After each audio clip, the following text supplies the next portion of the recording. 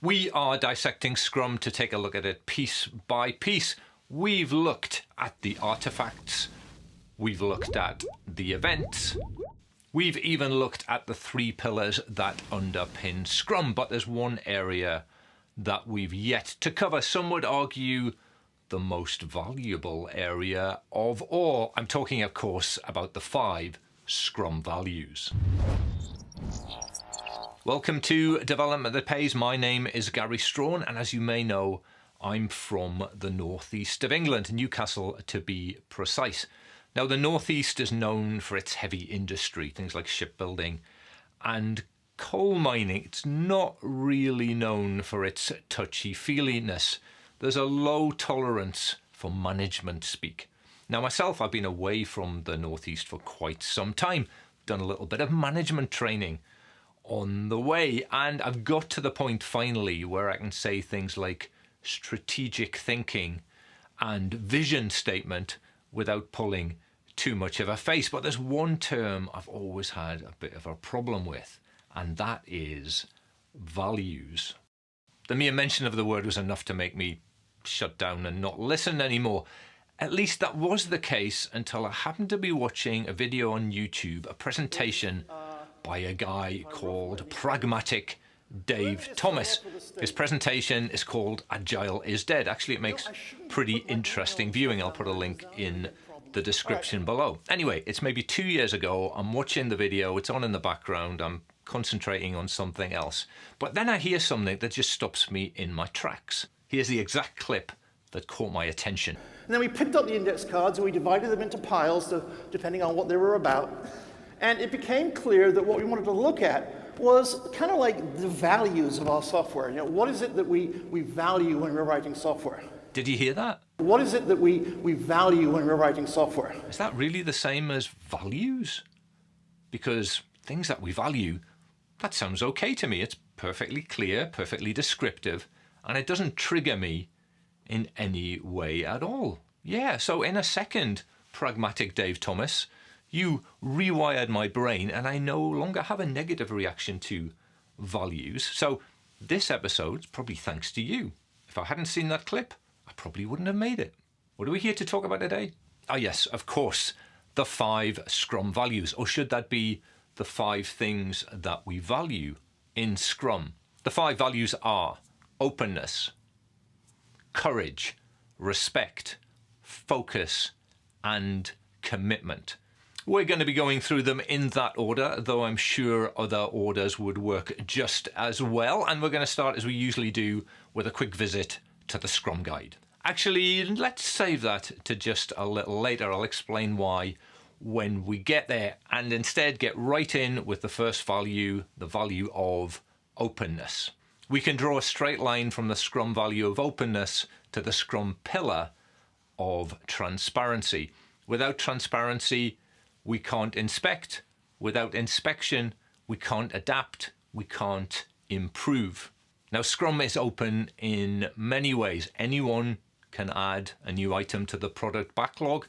The Scrum meetings, the Scrum events are open. And if the team has a board, then even the work is visible. Everything then out in the open. Inside the team, openness means getting used to talking to other people about your work, to discuss options, and especially to reach out for help when things get a little tricky. In short, openness is a precondition for effective collaboration. And it goes without saying, or at least I hope it does, is that we need to be open in order to change. And in our agile worlds, change is, after all, the norm. Hand in hand with openness comes the Scrum value of courage. It takes courage to ask for feedback. It takes courage to be open about your work, especially when things aren't going smoothly. It takes courage to speak up when you think the wrong course of action is being followed. And it takes real courage to take on the organization, to push back at actions and behaviors that are preventing your team from performing at its best. It also takes courage to accept that in our agile world, very little is truly predictable, and things will go wrong from time to time. Talking of which, when something does go wrong, whose fault is it? Just take a moment to look back at that question and what it implies, what it assumes. We know from systems theory that when things go wrong in an organization, 80% of the time it has nothing to do with a person and everything to do with the system. And yet when something goes wrong, we have a strong tendency to point the finger, to find a scapegoat. And it's such a strong tendency that it has a name. It's known as the fundamental attribution error. Better then, when things go wrong, to start from an assumption of positive intent, to come from a place of respect. For collaboration generally, and within a Scrum team specifically, we need the opinions, the experience, the abilities of everyone in the team. And that's only possible in an environment of mutual respect. Remember that a Scrum team is both cross-functional and self-managed. Everything starts and ends with the team. Everything starts and ends with respect. In Scrum, we are asked to, and by the way, given every opportunity to, focus. We are members of just one team. We're not spread across multiple teams. Within the team, we're given just one role. We're asked to take responsibility for just one product backlog. But in Scrum, focus more than anything is on doing the work. And that's best illustrated by this rather lovely picture here. This group of people is working hard, but each individual is pulling in a different direction. This team is also working hard, but in this case, each team member is pulling in the same direction. In each case, the effort expended is the same, but the distance traveled, the value delivered, is very different. Now, this brand of focus isn't left to chance in Scrum. When the team gets together to select items for the sprint backlog, it asks to be allowed to focus on working on those items for the duration of the sprint. 4 values down, 1 to go, but just before we get there, a quick reminder that there is a cheat sheet to go along with this series, the rather lovely Scrum cheat sheet. Getting your hands on a copy is simplicity itself. You'll find a link in the description below. Click the link, follow the instructions, and it's all yours. All right, straight back to the action with our final value, the value of commitment. Jeff Sutherland, one of Scrum's founders, describes commitment as the linchpin of Scrum. Commitment is the linchpin of Scrum. Of all the Scrum values, this one is perhaps the most controversial, or at least the most misunderstood. You see, when it comes to commitment, it's all about who is making the commitment and what exactly they are committing to. Do you by any chance have school-aged children? And have you ever been to a parents' evening? Well, if so, picture the scene.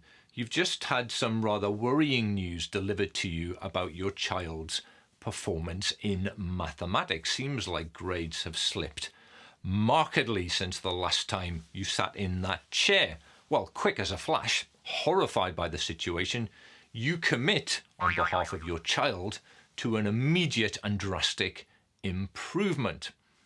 How do you think that would play out? Let's rewind that. The bad news is delivered, and you, as the parent, manage to hold your tongue. There's an awkward period of silence, and then your little one looks up, looks straight at the teacher and says, "I'm really sorry. I kind of have lost a little bit of focus over the last term or so, but those grades, well, they're never going to happen again. I'm going to really knuckle down." How do you think that will play out? Can you see the distinction? An external commitment, me committing on behalf of my offspring, versus an internal commitment. It makes all the difference in the world. Coming back to Scrum, when a Scrum team gets together to select items for the sprint backlog, it makes a commitment to goals that it has set for itself, an internal commitment. Now, this is a commitment that should never be held against the team. If a sprint backlog contains 6 items and then at the end of the sprint, one of those items is still outstanding, well, that's just the way life goes sometimes. It does not represent a broken commitment. As any sports team will tell you, it's possible to play with full commitment and still lose the game. A reminder then that the commitment isn't to the final score, the commitment is to the way the game is played. We are well overdue for our visit to the Scrum Guide. I've saved it until now because, as you'll see, it provides an almost perfect summary of what we've talked about today, and also a pretty good summary of what we've talked about throughout this entire series on Scrum. So I'll thank you for watching, and let's get over to the Scrum Guide. When the values of commitment, courage, focus, openness, and respect are embodied and lived by the Scrum team, the Scrum pillars of transparency, inspection, and adaptation come to life and build trust for everyone. The Scrum team members learn and explore those values as they work with the Scrum events, roles, and artifacts. Successful use of Scrum depends on people becoming more proficient in living these 5 values.